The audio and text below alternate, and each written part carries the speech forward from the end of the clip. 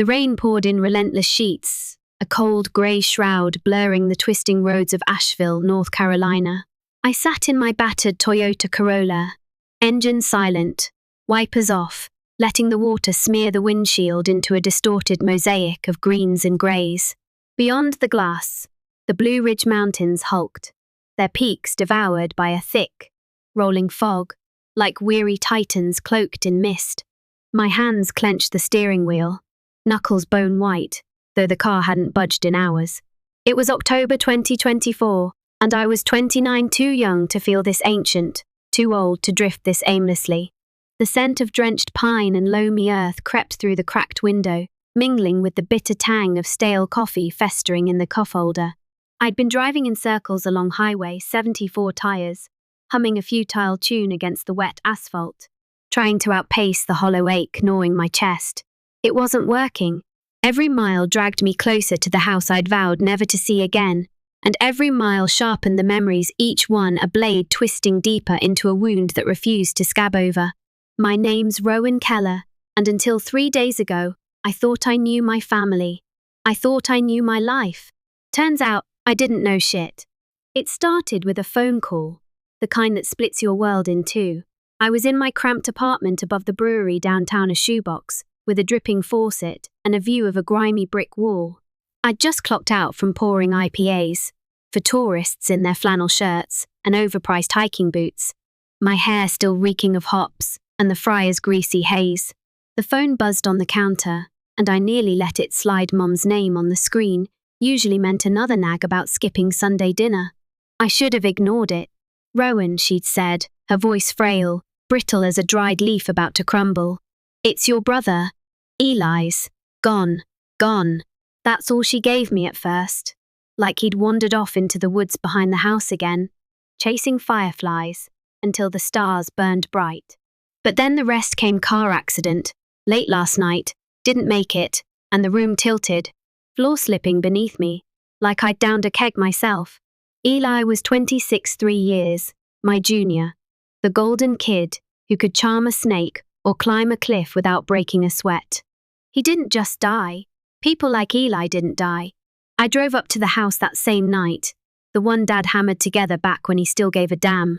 It perches on a ridge overlooking the valley, all cedar planks and wide windows that catch the sunset's glow, surrounded by pines that hiss secrets when the wind stirs them.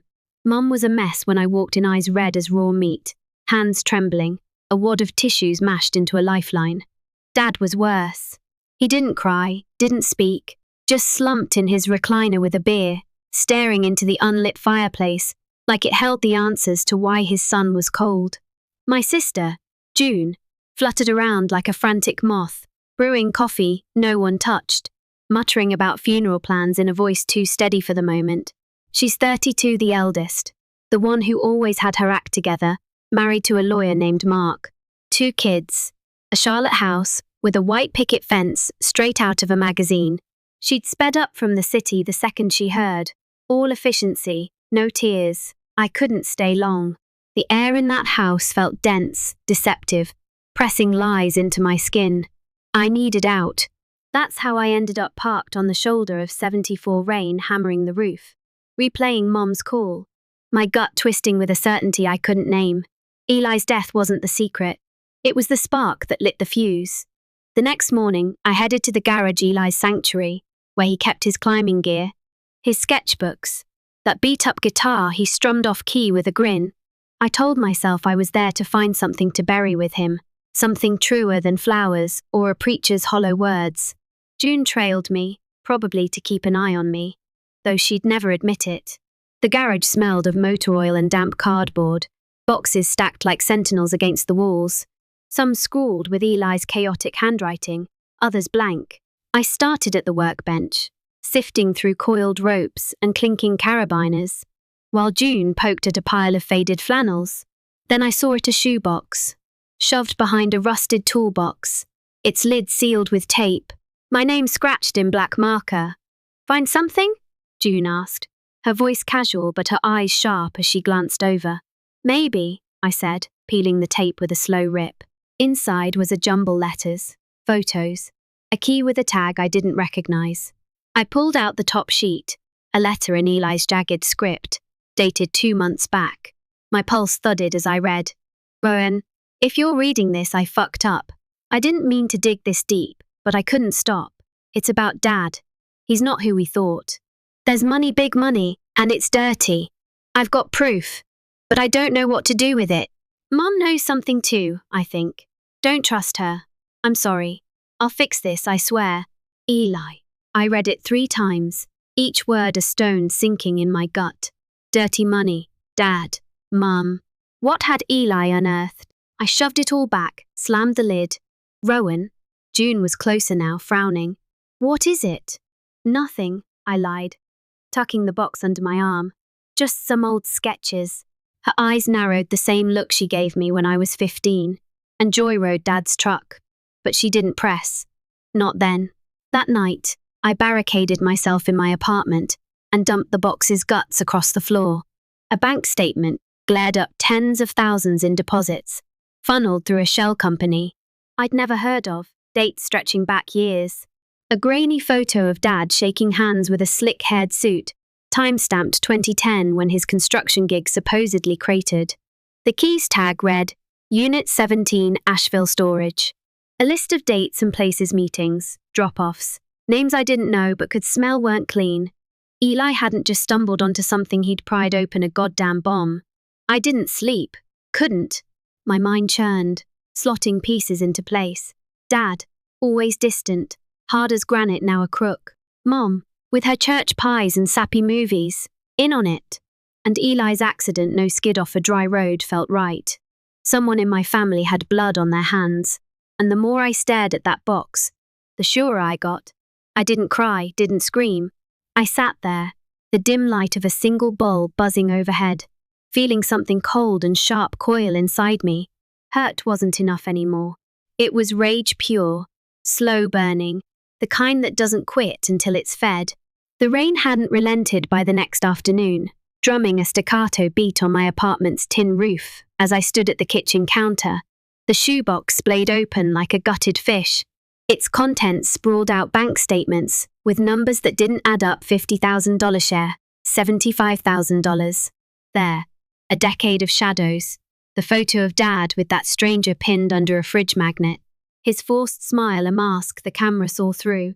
Eli's letter crumpled beside it, ink smudged where my thumb had pressed too hard.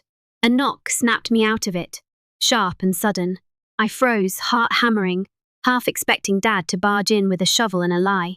But it was Lena, my ex, standing in the doorway, soaked hoodie clinging to her, dark hair plastered to her face like wet ink. She didn't wait for an invite, just pushed past, trailing rain and the faint scent of lavender into the room, a smell that hit me like a memory. I tried to bury. Jesus, Rowan, you look like hell, she said, tossing her keys onto the counter with a clatter. Her eyes flicked to the mess of papers, then locked on me, sharp and searching. What's going on? Lena and I had been together 2 years, wild, messy, the kind of love that leaves you bruised.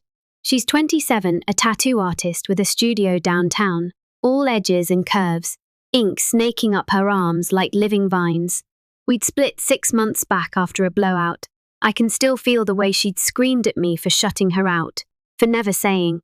I loved her, her fist slamming the doorframe as she stormed off into the night. I'd let her go, too stubborn to chase, too scared to admit she was right.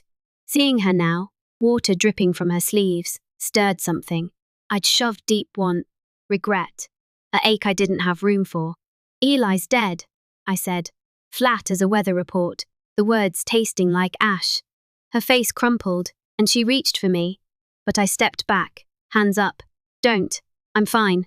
You're not fine, she snapped, crossing her arms, her voice cutting through the haze. And what's all this? She nodded at the box, her gaze piercing. I didn't want to tell her, didn't want her anywhere near this mess. But the words spilled anyway. Eli's letter, the money, Dad's lies, Mom's shadow in it all. Her eyes widened, then narrowed to slits, and by the time I finished, she was pacing, fists clenched tight. Your dad? That's insane, Rowan. He's an asshole, sure. But this? And your mum? No way. She knew, I said, sharper than I meant. the accusation slicing the air. Eli said not to trust her. She's hiding something, Lena. They both are. She stopped, staring at me like I'd sprouted horns. So what? You're gonna play detective? Confront them. What if they? She cut herself off. But I heard it. What if they killed him? What if they'd kill me too? I don't know yet, I lied, my voice steady while my mind roared. Truth was, I'd already decided whoever did this to Eli was going to burn. Their reputation, their wealth, their happiness torched to ash. But I couldn't drag Lena into it. Not yet. She stepped closer, her hand brushing my arm, soft but insistent. You don't have to do this alone. I loved Eli too, you know. Let me help. No, I said, pulling away, the word a wall. This is my fight. Her jaw tightened, hurt flashing in her dark eyes like a storm breaking. Fine. Shut me out again. But don't expect me to sit here and watch you destroy yourself. She snatched her keys and stormed out, the door slamming hard enough to rattle the walls, leaving her lavender scent lingering like a phantom. I couldn't shake. I wanted to run after her, tell her I needed her more than I'd ever admit. But I didn't. Not because I didn't care, because I did. Too damn much, and that's why she had to stay clear, for now. That night, I drove back to the house, the ridge rising dark against the bruised sky, rain slashing the windshield like a punishment. Mum was in the kitchen, chopping onions with mechanical precision, the sharp tang stinging my eyes as I leaned in the doorway. She didn't look up, just kept slicing, tears streaming down her cheeks, grief or guilt. I couldn't tell anymore. Maybe both. Where's Dad? I asked, voice low, testing the water. Out back, she mumbled, barely audible over the rhythmic thwack of the knife, fixing the shed. I watched her, hunting for cracks, shaky hands, a flinch, anything to betray her. Nothing. She was too good, her mask polished over years. Mum, I said, slow, deliberate, letting the words hang. Eli left me something. A letter. Said stuff about Dad. About money.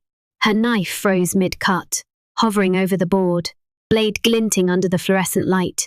Her shoulders stiffened for a heartbeat. Then she forced a laugh, brittle and jagged, like glass about to shatter. Oh, you know Eli, she said. Too quick. Always making up stories. Yeah, I said, stepping closer, my shadow falling over her. Except he's dead now. Funny how that works. She turned then, eyes wide, onion tears blending with something raw, real. Rowan, don't. Not now. Don't what? I pressed, voice dropping to a razor's edge. Ask questions? Find out why my brother's in a box. You tried to warn him, didn't you? But Dad stopped you. Her face crumpled, a sob tearing free as the knife clattered to the counter. I begged him to stop digging, she whispered, hands trembling. I left him a note once. Slipped it under his door. Stay out of it, Eli, for us. But he never saw it. Your father said it'd ruin us all if it got out. I didn't know. Not until after. The air thickened. Her confession a gut punch I hadn't braced for. She'd known, tried to save Eli in her weak, broken way, and failed silenced by Dad's grip. You should have told me, I said, voice cold, turning away, leaving her there with her tears and the unspoken lies choking the room. The onions sat abandoned, their sting fading as I headed for the back door. Dad was next, and I wasn't letting him slip away with a grunt and a glare. The shed smelled of sawdust and gasoline, a harsh bite that hit me as I stepped inside, the rain's drumming muffled by the slanted roof. Dad was hunched over a workbench, a lantern throwing jagged shadows across his lined face, the flickering light painting him like some grizzled spectre. He didn't turn when I shut the door with a thud. Just kept tinkering with the chains. Or, the clink of metal on metal, a steady pulse in the quiet. The shed was his fortress tools, aligned like soldiers on pegboards, a radio in the corner spitting static-laced country tunes, the air thick with the ghosts of better days. I used to trail him here as a kid, handing him wrenches, watching him work with a reverence. I didn't understand then. Now it felt like a cage, the walls pressing in, the past a lie. I couldn't unsee. Needs something? He grunted, voice rough as gravel, still not looking up. Yeah, I said, crossing my arms, planting my feet firm. Answers, he snorted, setting the chainsaw down with a heavy thud that echoed. Speak plain, Rowan. I ain't got time for games. I pulled the photo from my pocket, the one of him in the suit, 2010 stamped in the corner, and tossed it onto the bench. It skidded across the scarred wood, landing square in his line of sight. His eyes flicked to it, then back to the saw, but I caught the twitch in his jaw, the way his thick fingers tightened on the handle, veins bulging under weathered skin. "Who's that?" I asked, keeping my voice steady though my pulse hammered like a war drum. "And don't say nobody. I've got bank statements, Dad. Big ones. Money you shouldn't have." He straightened then, slow and deliberate, like a bear rousing from a cave. He towered over me, broader, his flannel shirt stretched tight across shoulders that used to hoist me onto rooftops. His hair grey and thinning now, but those eyes cold, hard, the colour of slate hadn't softened an inch. "Where'd you get that?" he asked, low and dangerous, a growl rumbling beneath the words. "Eli," I said, stepping closer, closing the gap. "He left it for me. Said you're dirty. Said there's proof." The air shifted, charged and heavy, like the moment before lightning splits the sky. He picked up the photo, studied it with a scowl, then tore it in half, letting the pieces flutter to the oil-stained floor like dead leaves. "Eli was a dreamer," he said, turning back to the saw, his tone dismissive. "Saw conspiracies in every shadow." "You're smarter than that, Rowan." "Am I?" I snapped, slamming my hand on the bench, the tools rattling like bones. He finally met my gaze, eyes locking with mine. "He's dead, Dad. Car crash, they say. But you and I both know that's horse shit. What'd he find? What'd you do?" For a second, I thought he'd swing his fist clenched, veins popping, but then he laughed, a dry, hollow sound that crawled under my skin. "You think I'd hurt my own son? You're unhinged, boy. Grief's messing with your head. Then explain the money." I shot back, voice rising, heat flooding my chest. "Tens of thousands, funneled through some fake company. Explain the key to a storage unit I've never heard of. Explain why Eli told me not to trust you or Mom." That hit him. His eyes narrowed, just a flicker, but it was there, a crack in the stone. "Your mother's got nothing to do with this," he said, too quick, too defensive. "So you do?" I pounced, leaning in, my breath hot. "What's in Unit 17, Dad?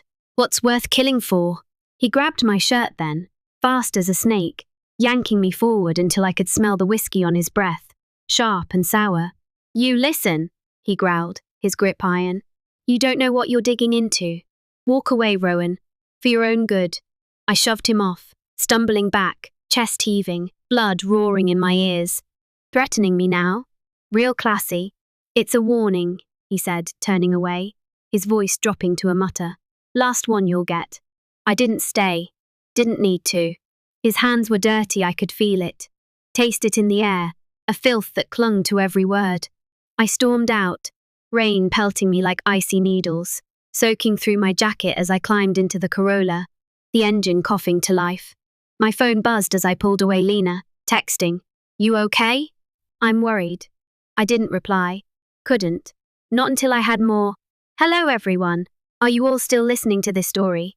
I'd be thrilled if you'd drop a comment below, letting me know where you're following this story from and how your day has been so far.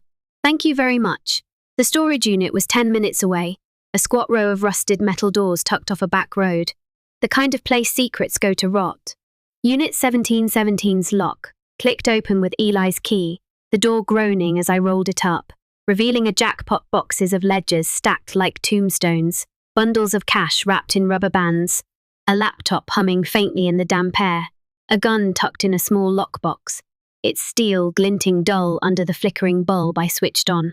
I flipped through a ledger, names, dates, payoffs, construction contracts my ass. This was laundering, big time, for someone named Vickers. The laptop booted up, password-free, and there it was emails, encrypted but sloppy, linking Dad to a network I couldn't fully map yet, a web of shadows stretching beyond Asheville. Eli had cracked it open, and it got him killed. I sat there on a crate, rain pounding the roof like a fist, the gun cold in my hand, heavier than I'd expected. Dad wasn't just a liar, he was a monster. Mom had covered for him. I'd seen it in her eyes, heard it in her broken admission. June, though. She didn't know. Not yet. But she'd get tangled in this, one way or another, and that gnawed at me almost as much as the rest. I drove back to the house one more time before dawn, the ridge shrouded in mist, the windows dark as dead eyes. The front door creaked as I slipped in, avoiding the kitchen where Mom might still be weeping over her onions. I headed for Dad's office, a cramped room off the hall, piled with blueprints and old ledgers. The kind he used to show me as a kid, bragging about building half of Asheville. Now I saw it for what it was, a front. I rifled through drawers, finding nothing but receipts and tax forms until I pried open a locked filing cabinet with a screwdriver from the garage. Inside was a single envelope, unmarked, sealed tight. I tore it open, a handwritten note from Dad, dated a week before Eli's death. V, he's on to us. I'll handle it. Don't push this. My stomach lurched. Proof Dad knew Eli was closing in, proof he'd tried to handle it. I stuffed it in my jacket, locked the cabinet, and slipped out. The house's silence heavier than ever. Back at my apartment, I texted Lena, "Meet me tomorrow. I need you." Then I locked the unit's haul in my trunk, the gun still with me, and drove into the night, the weight of it all settling like lead. Hurt was gone. Now it was war. The storage unit felt like a crypt when I returned past midnight. October 25, the air thick with dust and the sour tang of secrets as I hunched over the laptop, its blue glow casting eerie shadows across the concrete walls. The rain had eased to a drizzle, but a damp chill seeped into my bones, the gun resting on a box beside me, its presence a quiet threat, a dark promise I wasn't sure I'd keep. I'd spent hours digging through the ledgers, cross-referencing names and dates with the emails flickering on the screen. Vickers. Richard Vickers, a construction baron in Raleigh. But the numbers screamed crime millions washed through fake projects. A river of filth Dad had channeled for years. Eli had found the thread that unraveled it all, and they'd snuffed him out for it. I leaned back, rubbing my eyes, the ache behind them throbbing like a heartbeat. The plan was taking shape, jagged and raw, but clear as the mountains through a break in the fog. Dad didn't just deserve to lose everything he needed to feel it, bone deep, the way I felt Eli's absence clawing at me. His money, his reputation, his freedom, I'd strip it all away, piece by bloody piece. And Mom? If she'd covered for him, she'd fall too.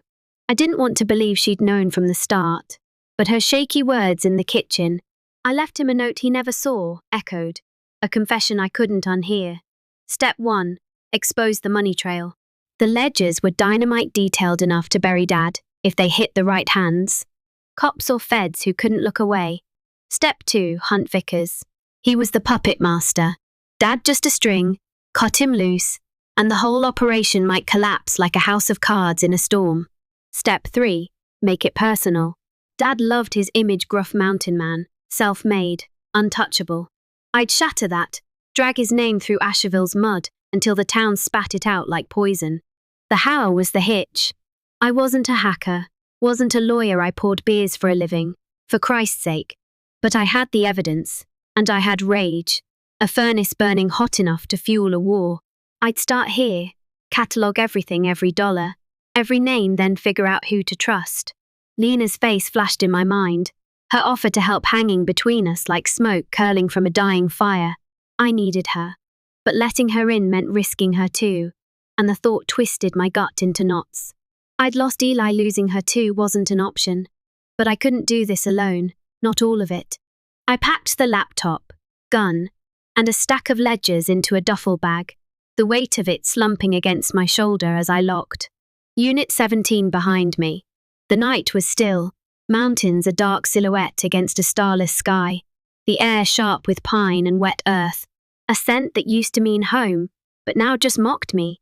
Back at my apartment, I spread it all out again, sketching a timeline on a crumpled napkin, dates of deposits, meetings, Eli's last weeks. One stood out, October 15, a week before he died. A drop-off, $200,000, marked Asheville Overlook. I knew that spot, a pull-off on 74 with a view of the valley, a place Eli and I used to hike to, watching hawks wheel overhead. Had he been there? Seen something? The buzzer rang, sharp and jarring, snapping me out of it. It was Lena, her voice crackling through the intercom, edged with impatience. "Let me up, Rowan. We need to talk."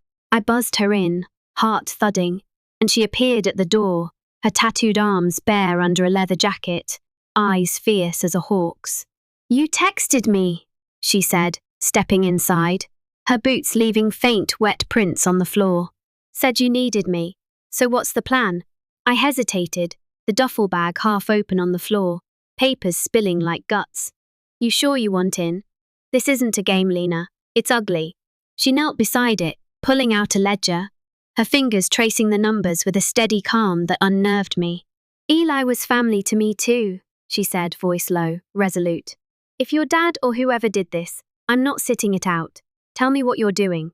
So I laid it out, exposed the money, Hunt Vickers, ruined Dad. Every step, every jagged edge of it.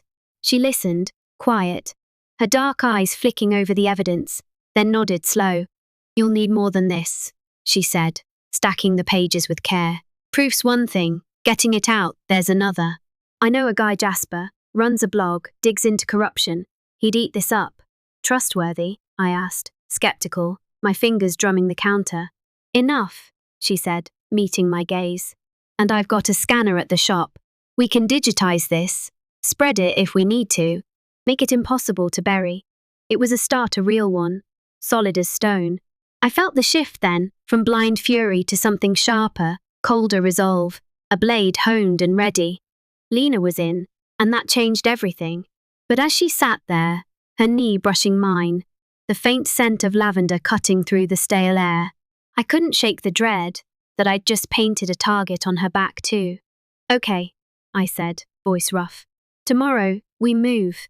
She nodded, and for a moment, I saw the girl who'd walked away 6 months ago, not because she didn't love me, but because I wouldn't let her in. Now she was here, and I wasn't sure I deserved it. Morning broke grey and heavy over Asheville, the mountains draped in a fog so dense it swallowed the trees whole, their outlines ghostly against the bruised sky. I met Lena at her tattoo shop downtown, ink and ash, a narrow storefront wedged between a coffee roaster and a vintage record store, its neon sign buzzing faintly in the damp air.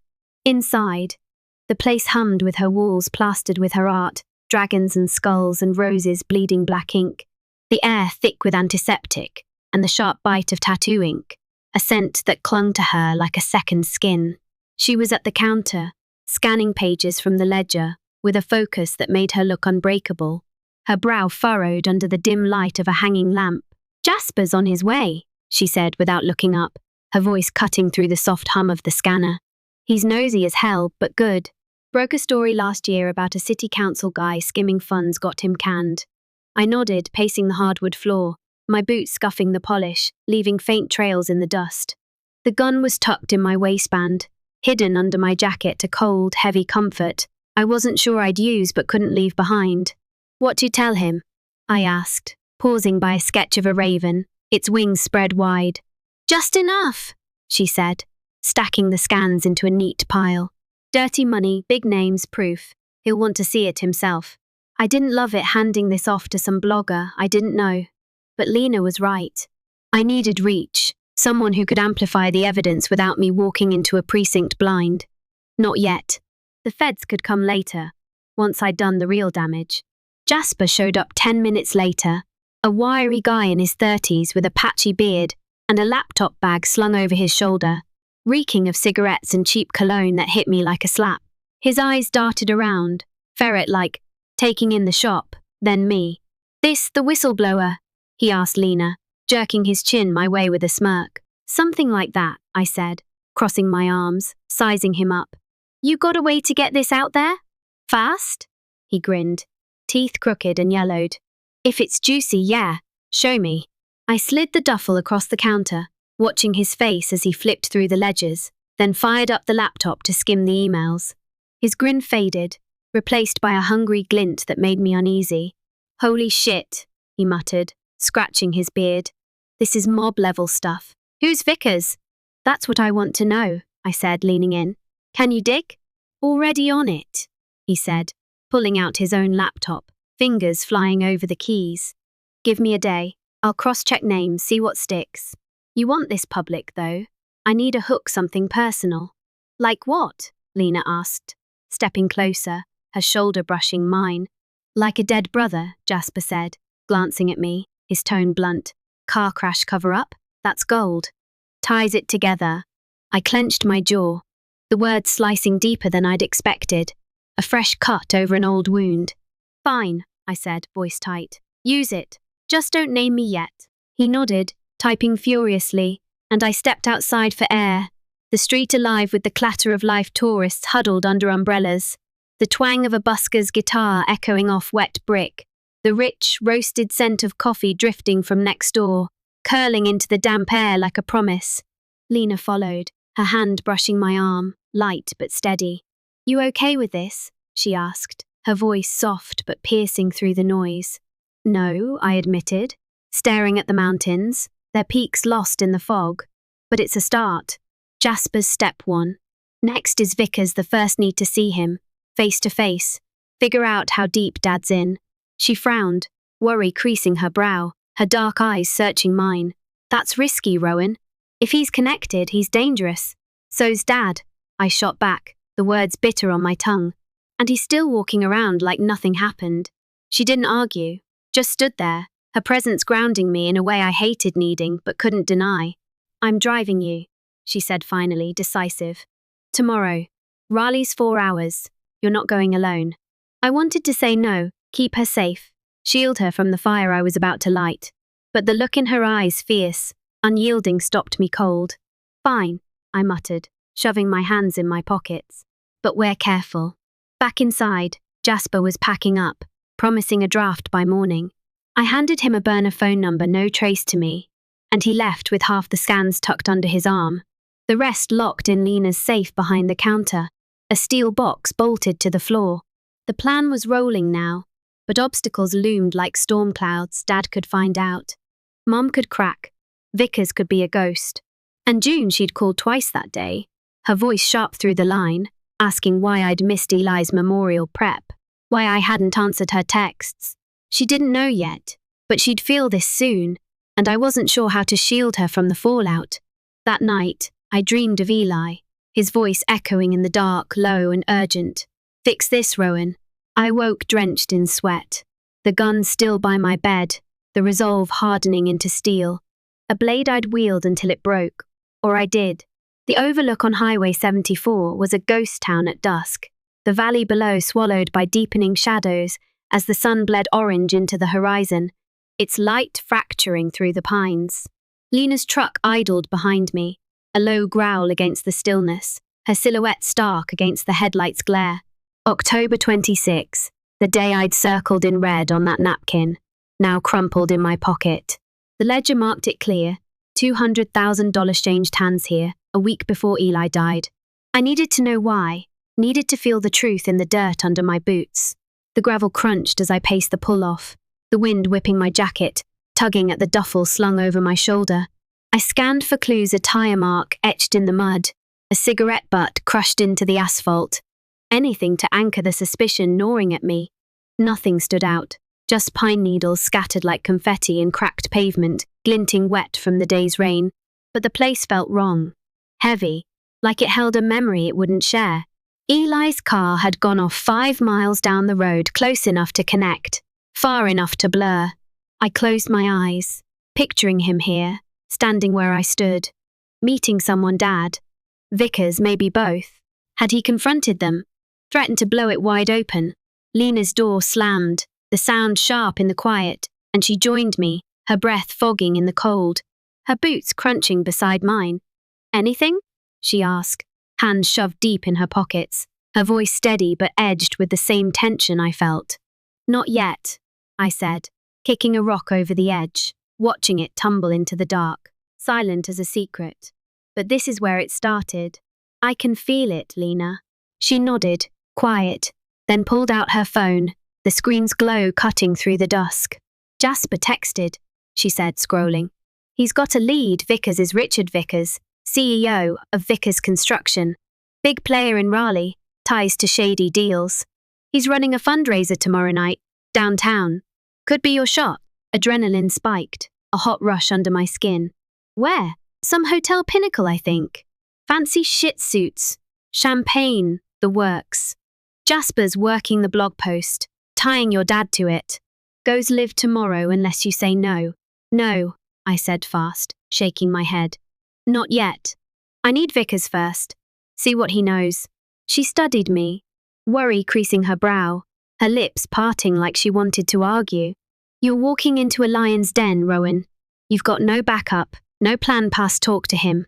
I've got you, I said, half smiling despite the weight, trying to lighten it. And this. I patted the duffel, the gun's weight a silent partner inside. She didn't laugh, her eyes narrowing. That's not enough. We need more intel, leverage. Let me call Jasper, get him to dig deeper before we go. I nodded, reluctant but trusting her instincts. And she stepped away to make the call, her voice a low murmur against the wind. I stayed at the edge, staring into the valley, the breeze carrying the faint, mournful howl of a distant train through the pines.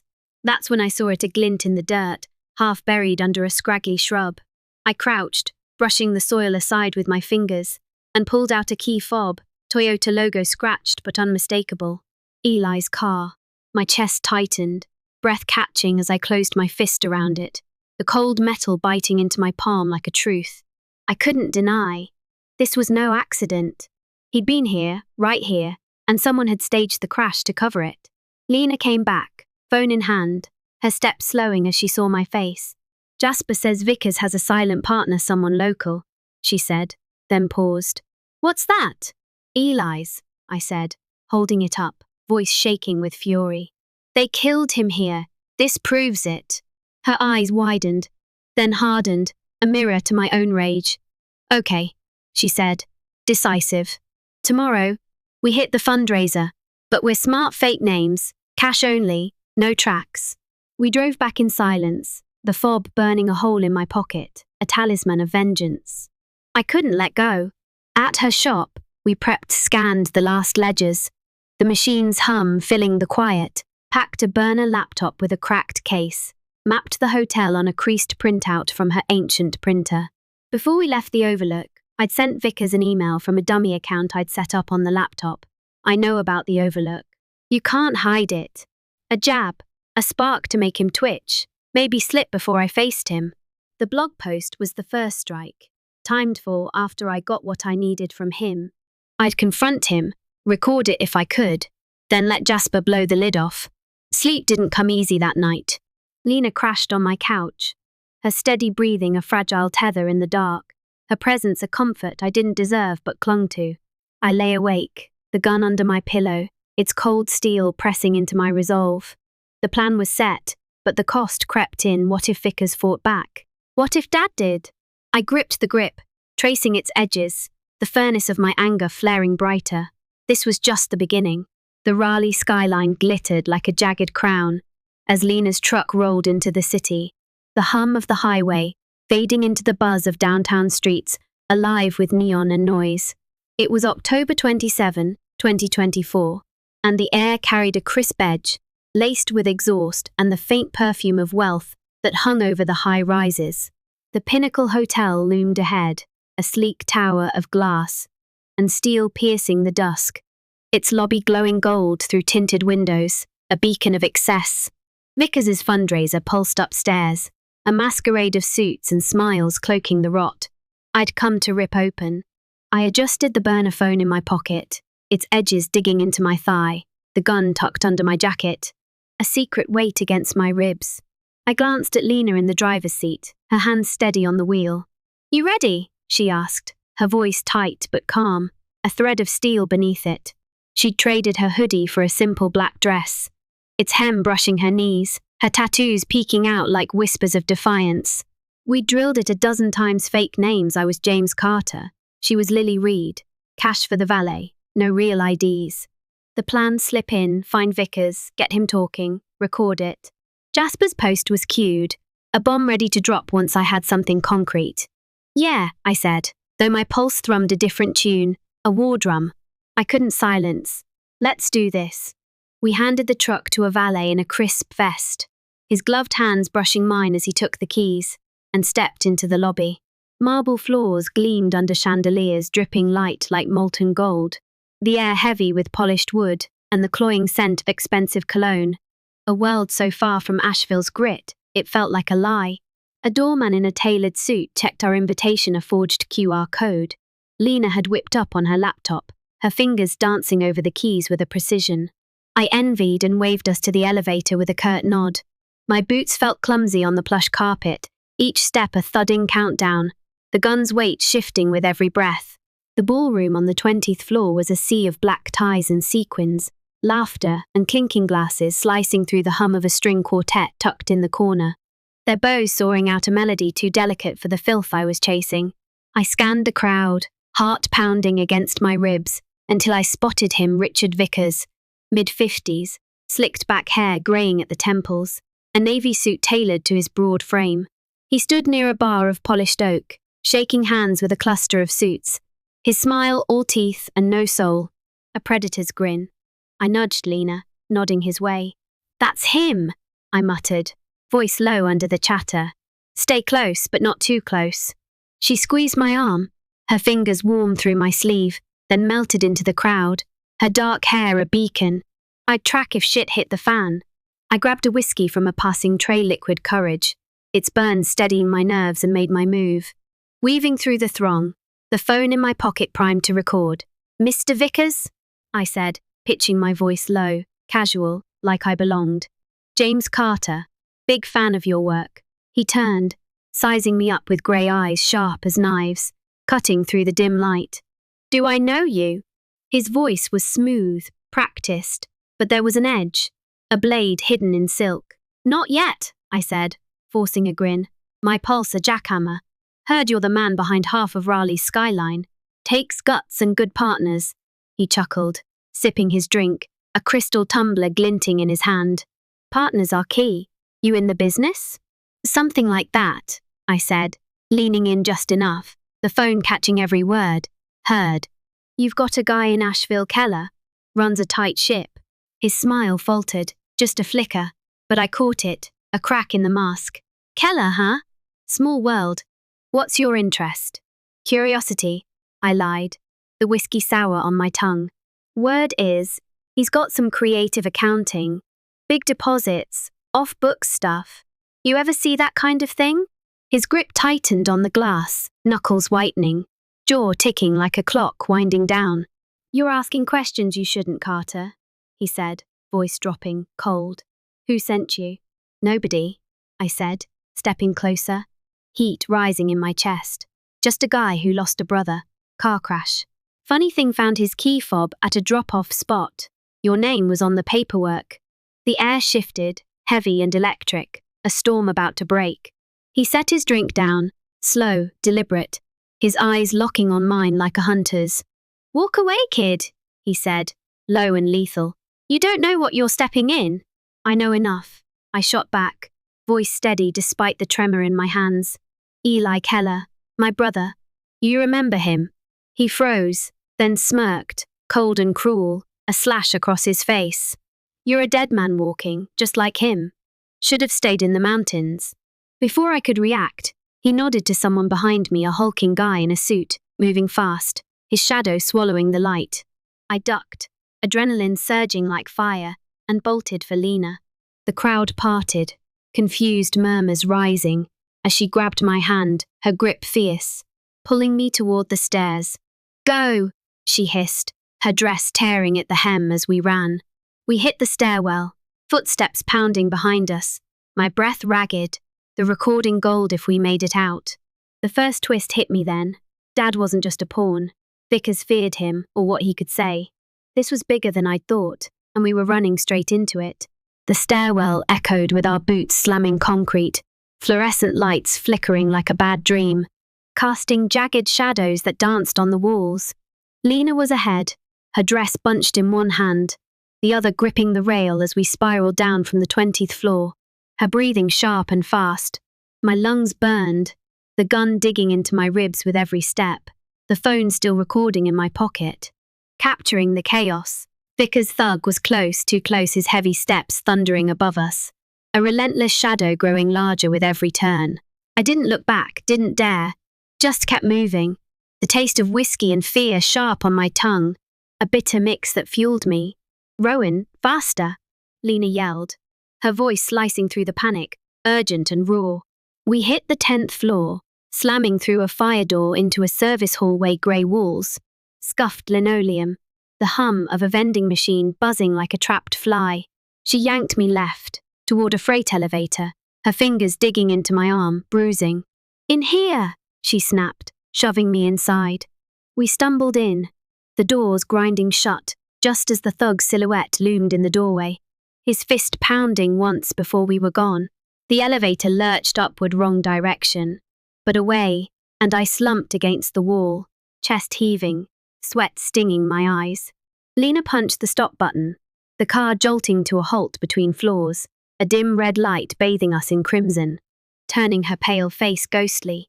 "You get it?" she asked, breathless, wiping sweat from her brow with the back of her hand. I pulled the phone out, hands shaking, and stopped the recording, the screen's glow harsh in the dark. "Yeah," I said, voice rough. He admitted it, Eli, the crash. Not details, but enough. I played it back, Vickers' voice tinny, but clear through the static. "You're a dead man walking, just like him."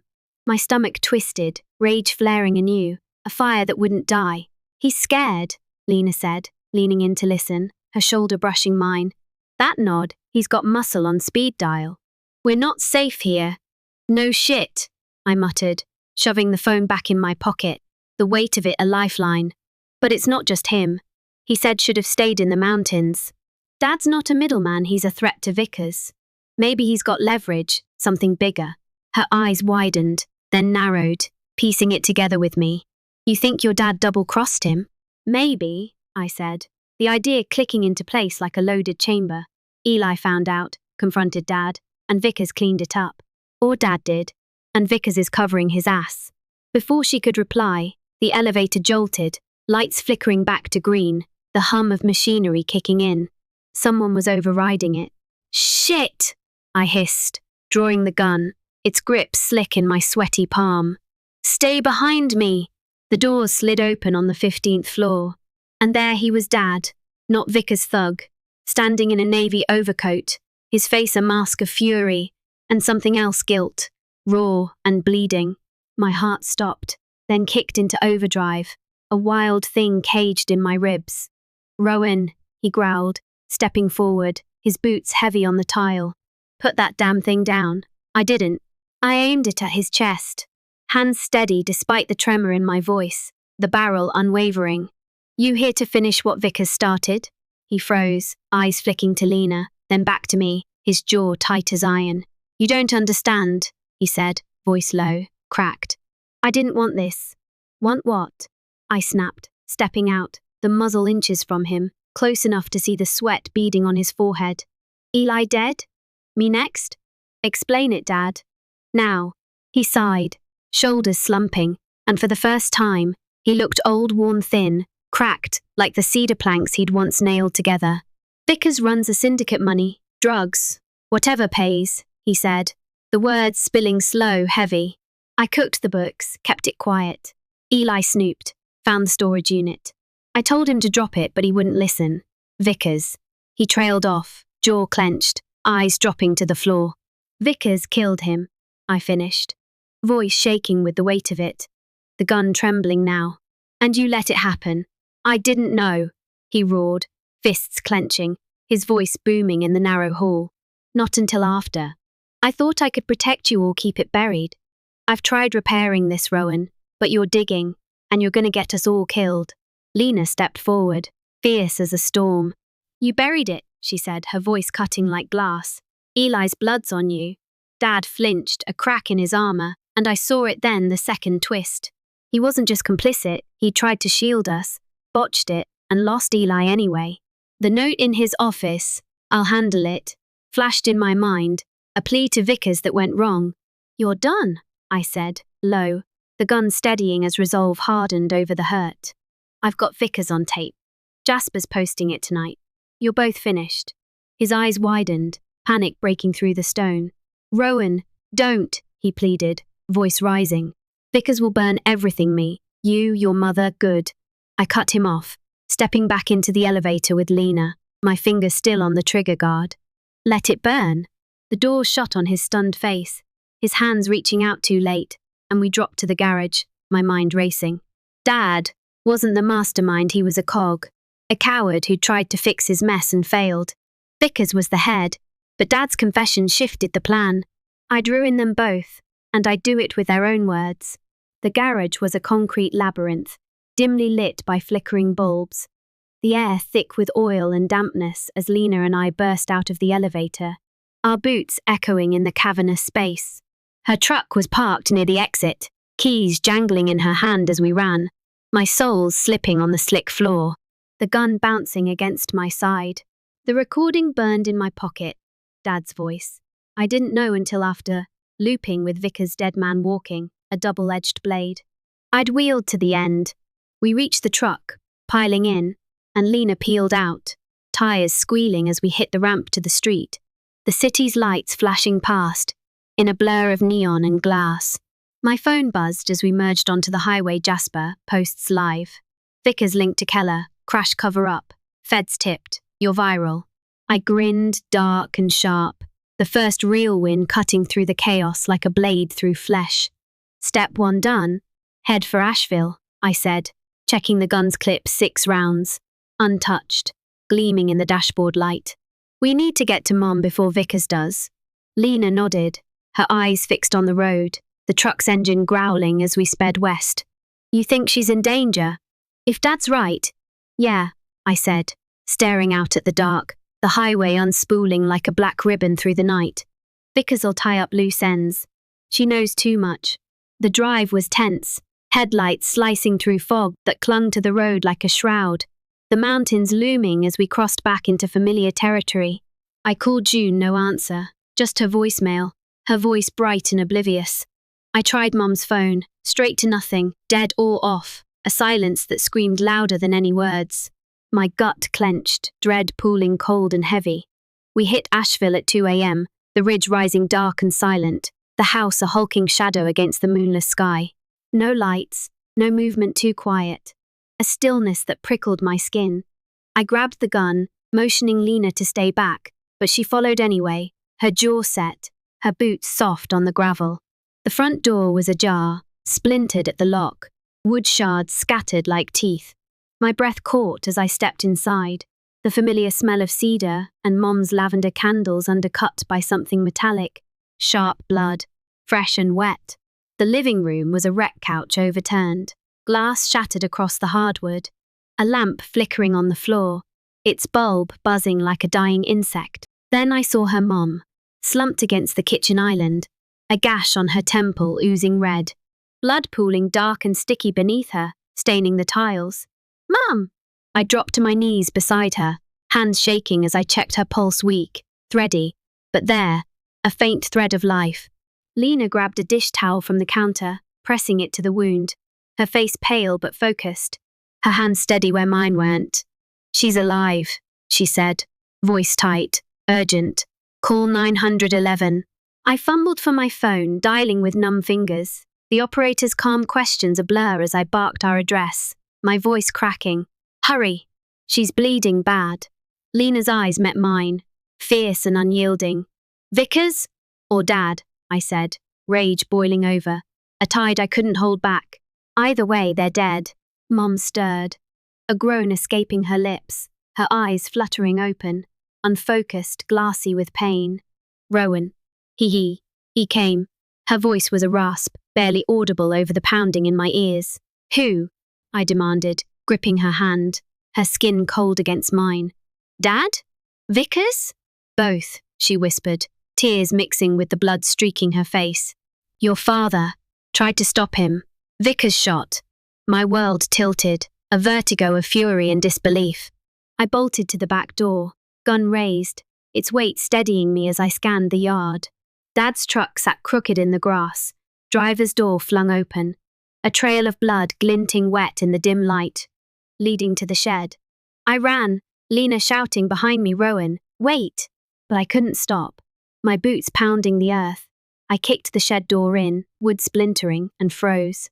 Dad sprawled on the floor, a bullet hole in his chest, blood soaking his flannel, his eyes glassy, fixed on nothing. Vickers stood over him, pistol in hand, his suit stained red, his face twisted in a snarl. "You," he spat, turning, raising the gun. But I was faster. I fired once, twice chest and shoulder, the shots deafening in the tight space, and he dropped, screaming, his weapon clattering away across the concrete.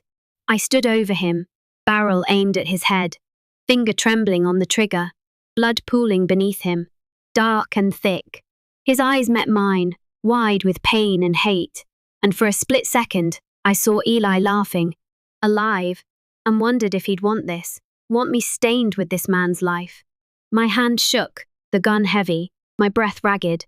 "Rowan, don't!" Lena yelled, grabbing my arm, her voice cutting through the haze like a lifeline. "Cops are coming. He's done." I wanted to pull it, end him, let the fire consume us both, but her grip, her words, held me back. Sirens wailed in the distance, closing in fast, red and blue flashing through the shed's grimy window. Vickers groaned, clutching his wounds, blood bubbling between his fingers, and I lowered the gun, stepping back, the world spinning around me. Dad was dead, his last act a botched stand against the monster he'd fed. Mom was hurt, clinging to life. The climax had blown apart, and I'd won, but at what cost? The shed's walls seemed to close in, the air thick with death, as the sirens grew louder, piercing the fog that blanketed Asheville at 2:30 a.m. on October 28. Vickers lay crumpled, blood seeping from his chest and shoulder, his breath shallow and wet. A dying animal. Dad's body glowed sickly under the lantern's yellow light, his face slack, the man I'd known reduced to a shell. The gun hung heavy in my hand, barrel warm from the shots, gunpowder stinging my nose, acrid and sharp. Lena stood beside me, her hand still on my arm, her grip the only thing tethering me to the ground as the world blurred at the edges. "Rowan," she said, low, urgent, her voice a thread in the chaos. "We need to move. Cops'll be here any second." I nodded, numb, letting her pull me out, the cold night air hitting me like a slap, cutting through the haze. The gun slipped from my fingers, landing in the wet grass with a dull thud, abandoned. Paramedics rushed through the front door. As we reached the house, their shouts muffled, red and blue lights pulsing across the yard like a heartbeat. Mum was on a stretcher, oxygen mask strapped to her face, her blood-matted hair stark against the white sheet, her chest rising shallow but steady. "She's stable," one said, glancing at me, his face grim under a cap. "Head trauma, but she's conscious. We're taking her to Mission Hospital." I managed a nod, words lodged in my throat, and watched them wheel her out, the stretcher's wheels rattling on the gravel. Cops swarmed in next uniforms, flashlights, barked orders slicing the night. One grabbed me, a stocky guy with a buzz cut, his hand firm on my shoulder, his breath smelling of coffee and mint. "You Keller? What the hell happened here?" "Self-defense," I said, flat, pointing toward the shed, my voice distant, like it belonged to someone else. "Vickers shot my dad, tried to kill my mum." I stopped him. He squinted, skeptical, his pen hovering over a notepad, but Lena stepped in, fierce as ever. "It's true," she said, her voice cutting through his doubt. "I saw it. Vickers broke in, attacked her. Rowan saved her life." The cop grunted, jotting notes, his flashlight beam dancing across my face, then waved us to sit on the porch steps. My legs gave out anyway, the adrenaline crashing hard, leaving me hollow, a husk staring into the chaos. Lena sat beside me, her knee pressed against mine, a silent anchor, as cops taped off the shed with yellow ribbon, medics hauled. Vickers out on another stretcher, his curses muffled by pain and the oxygen mask clamped over his face. He'd live, they said. His wounds bad but not fatal. Good. I wanted him to rot in a cell, not slip away into a grave where he couldn't feel it. Jasper's blog had done its job. The post hit at midnight, and by dawn, the feds were sniffing around, tipped off by the viral storm. Vickers' syndicate, Dad's laundering, Eli's crash, all laid bare for the world to see. The recording from the fundraiser sealed it. My phone handed over to a grim-faced agent in a cheap suit who muttered justice like it meant something. But justice tasted like ash in my mouth, dry and bitter. Dad was dead, Mom broken, Eli still gone. I'd won, hadn't I? So why did it feel like I'd lost everything that mattered? June screeched into the drive an hour later, her SUV's tires spitting gravel, her face a mask of shock as she leapt out and ran toward me, her coat flapping in the wind. "Rowan, what the fuck?" she yelled, tears streaking her cheeks, her voice cracking like ice under a boot. "Mom called me from the ambulance," said Dad's dead.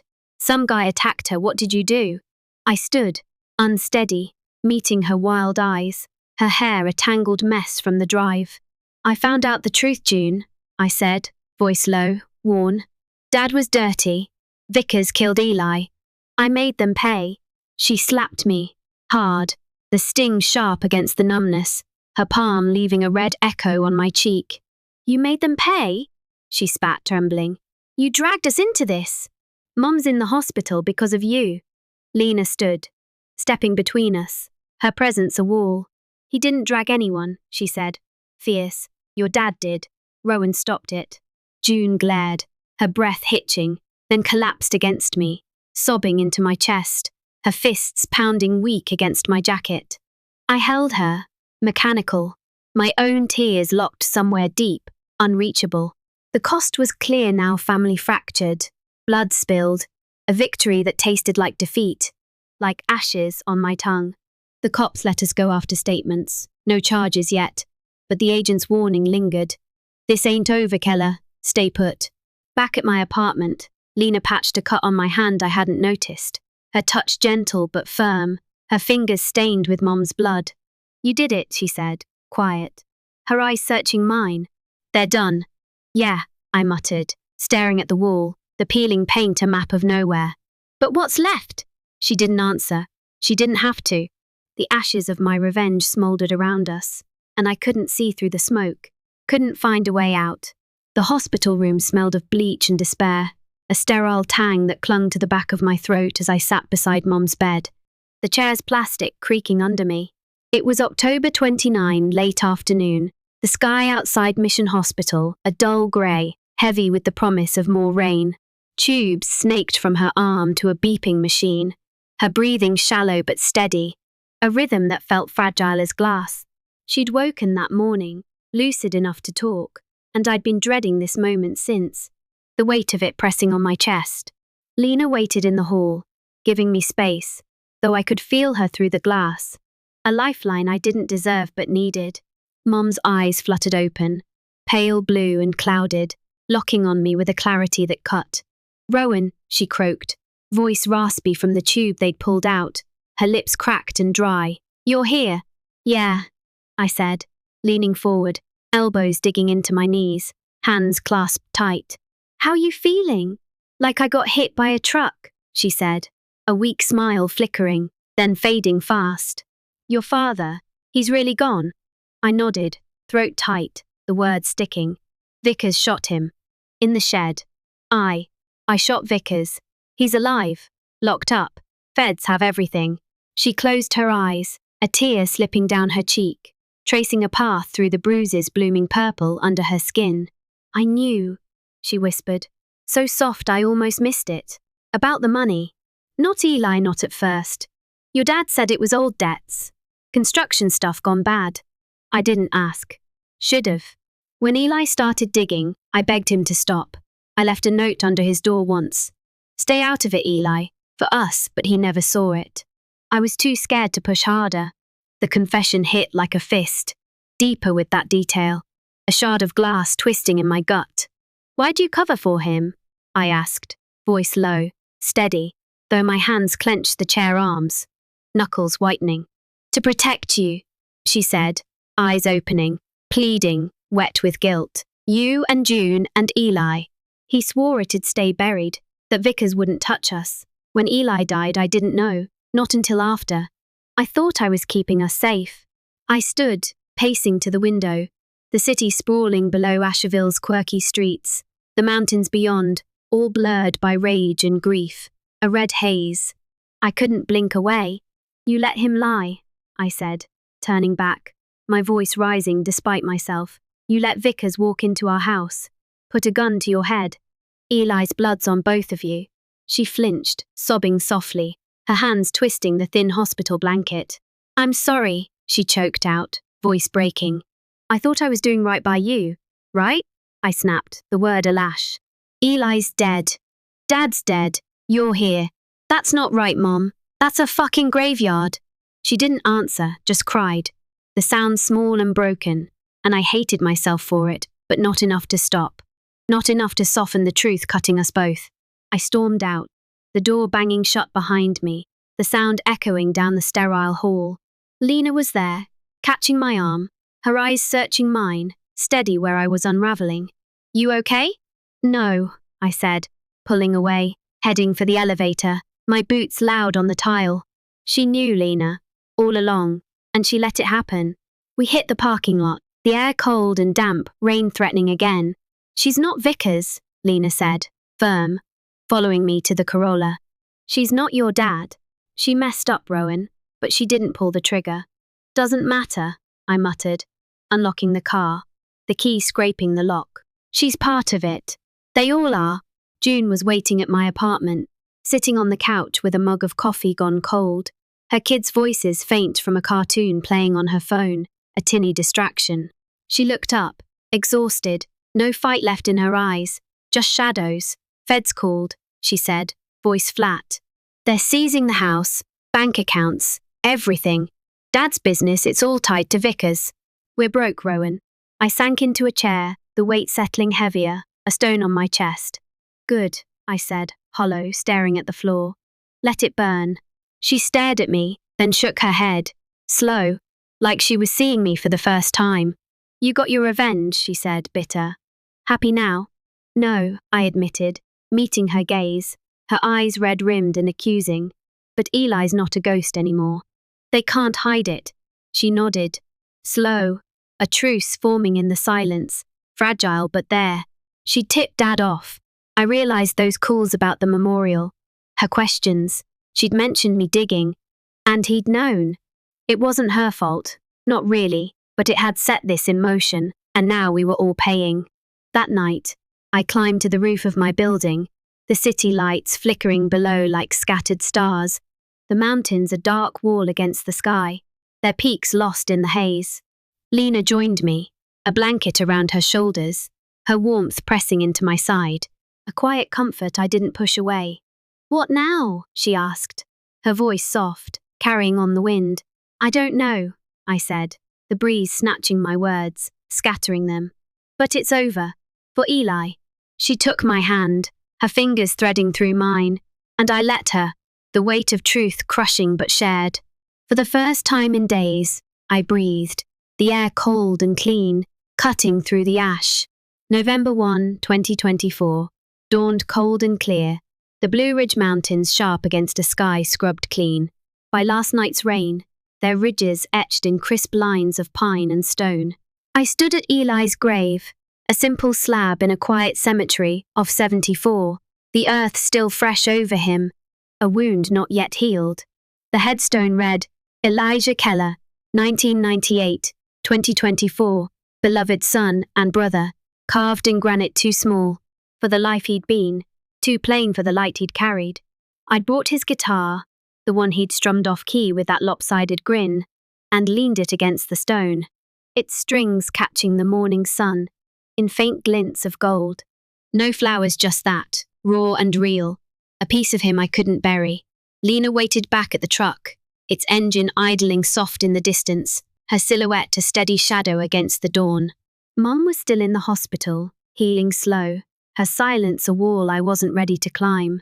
June had taken her kids back to Charlotte, promising to call, though I doubted she would. Her last look at me heavy with something between blame and resignation. The feds had Vickers in custody, his empire crumbling under an avalanche of indictments, money laundering, murder, racketeering, a litany of sins spilling out. The blog post had sparked a firestorm. Reporters hounding me until I ditched my phone for a new number, a clean slate I didn't feel. Dad's death was ruled a homicide. No charges for me, self-defense, they said. The paperwork stamped and filed. Clean, legal, empty. I knelt, tracing Eli's name with my finger, the stone cold and unyielding under my touch. A finality I couldn't argue with. I got him, Eli, I whispered. voice cracking, the wind stealing the sound. Vickers, Dad, they paid. Wish you'd seen it. The pines rustled, a low moan threading through the branches, an answer I wanted to believe in. I'd avenged him, torn the family apart to do it. And now the grudge was gone, replaced by a quiet I didn't know how to fill, a void where the fire had burned out. Revenge had been ablaze, hot and fast, consuming everything, but it left me standing in the ashes, wondering who I was without the heat to define me. Before leaving, I drove to the house one last time, the ridge silent under the morning sun, the windows dark, reflecting nothing. The feds had taped it off, yellow ribbons flapping in the breeze, but I slipped inside. Anyway, the air stale, heavy with ghosts. In Eli's room, I found a sketch tucked in his desk, a pencil drawing of us on a hike, grinning under a summer sky. His lines shaky but sure, the edges faded with time. My throat tightened, eyes burning as I traced our faces, a moment I couldn't claw back. He didn't want blood, I realized, just us, safe, together. I folded it into my pocket, a tether to him I'd carry, a reason to let go. Back at the car, Lena leaned against the hood, her dark eyes steady, cutting through the haze. You good? She asked, simple, no pressure, her voice a balm. Not yet, I said, climbing in, the sketch crinkling against my chest. But I will be. She drove us to my apartment. The city waking slow around us, brewery smoke curling into the air, the clatter of downtown stirring, the smell of hops and wet pavement drifting through the cracked window. Inside, I packed a bag clothes, the laptop. Inside, I packed a bag clothes, the laptop, that sketch of Eli and me, its edges soft from my fingers brushing over it too many times. The apartment felt smaller than ever, the walls pressing in with the weight of what I'd done, the peeling paint and creaky floorboards, a map of a life I didn't fit into anymore. The shoebox stayed behind, its contents emptied into the Fed's hands ledgers, cash, the gun's lockbox, all relics of a war I'd fought and won, but at a cost that still bled. I zipped the duffel, the sound sharp in the quiet, and turned to Lena, who stood by the window, her silhouette framed against the grey light filtering through the blinds. Her dress was gone, swapped back for her usual jeans, a faded hoodie, ink curling up her arms like a story I'd never fully read. Where to? She asked, her voice steady, her eyes locking on mine with that quiet strength I'd come to lean on. Anywhere but here, I said, hefting the bag over my shoulder, meeting her gaze. You in? She smiled, small but real, the kind that cut through the haze and reminded me there was something left worth holding on to. Always, she said, and the word landed soft, a promise I didn't have to ask for. We hit the road by noon, Highway 74 stretching west like an open vein, the mountains shrinking in the rearview mirror, their jagged peaks fading into a haze of green and grey. The truck's radio crackled to life, an old Johnny Cash song filling the cab with its low, mournful twang. I walk the line, the lyrics threading through the hum of the engine, a fitting echo of the path I'd carved. Lena hummed along, her voice soft, her hand brushing mine on the gear shift, a touch that felt like forgiveness. I hadn't earned but took anyway. The road ahead was open, uncertain, a question mark I didn't fear anymore, not with her beside me. Mum would recover, her body mending slow in that sterile hospital room, though the rift between us might never heal, a silence, a scar I couldn't erase. June would rebuild in Charlotte, her kids' laughter a shield against the wreckage I'd left behind, her promise to call a thread I'd tug on someday maybe.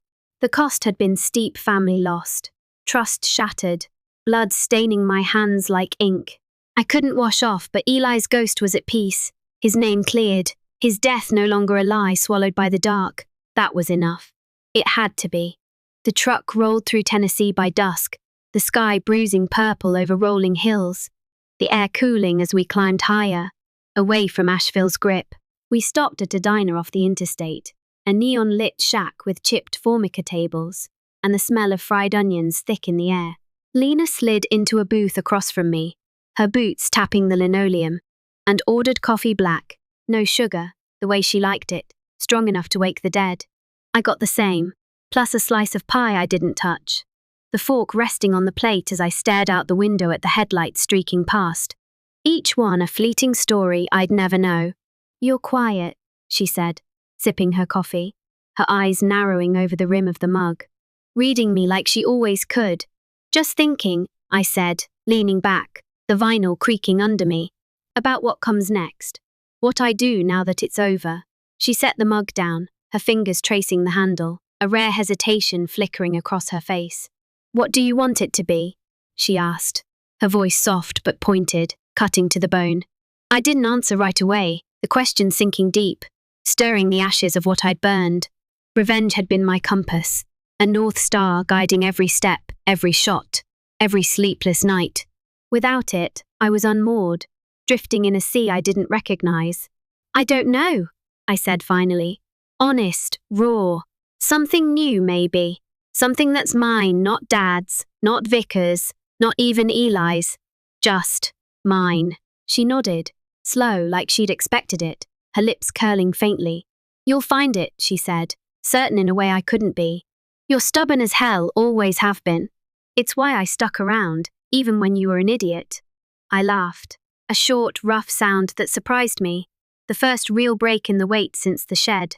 "I was an idiot," I admitted, meeting her eyes, the memory of our breakup flashing her slamming the door. Me too proud to chase her, too scared to say I loved her. "Still am sometimes." "Sometimes," she agreed, smirking, but her hand slid across the table, resting over mine, warm and steady. "But you're my idiot, Rowan Keller. Don't forget that." The diner faded around us, the clatter of plates and murmur of truckers blurring into background noise as her words settled, a tether pulling me back from the edge. We finished the coffee, left a crumpled 20 on the table, and walked out into the night, the air crisp with the promise of frost, stars pricking through the dark above. The truck rumbled on, carrying us west. No destination set, just motion forward, away, towards something I couldn't name yet, but felt flickering alive in my chest. A spark in the ashes. Lena drove, her profile sharp against the dashboard glow, and I watched her, the curve of her jaw, the way her hair fell across her shoulder, a quiet beauty I'd almost lost. I didn't say it not yet, but I felt it. The words I'd choked on 6 months ago rising slow. I loved her. Always had. Maybe I'd tell her tomorrow, when the road stretched out again, when the weight lifted just enough to let them free. By midnight, we found a motel off a back road, a flickering sign promising vacancy, its red letters buzzing against the black. The room was small, musty, with a lumpy bed and a TV that didn't work, but it was ours for the night. A pause in the drift. Lena kicked off her boots, sprawling on the quilt, her hoodie bunched under her head like a pillow. While I sat on the edge, the duffel at my feet, the sketch pulled out one last time. I traced Eli's lines again, his grin frozen in pencil, and set it on the nightstand, letting it rest. "He'd be proud of you," Lena said, her voice sleepy, eyes half closed as she watched me. "You know that, right?" "Maybe," I said, lying back beside her, the mattress dipping under our weight. "Hope so." She shifted closer, her arm draping over my chest, her breath warm against my neck, and I let her pull me in. The first real peace I'd felt since the rain began. Sleep came slow, but it came, the road's hum fading into dreams not of blood or fire, but of mountains, clear and sharp, and a horizon I could reach.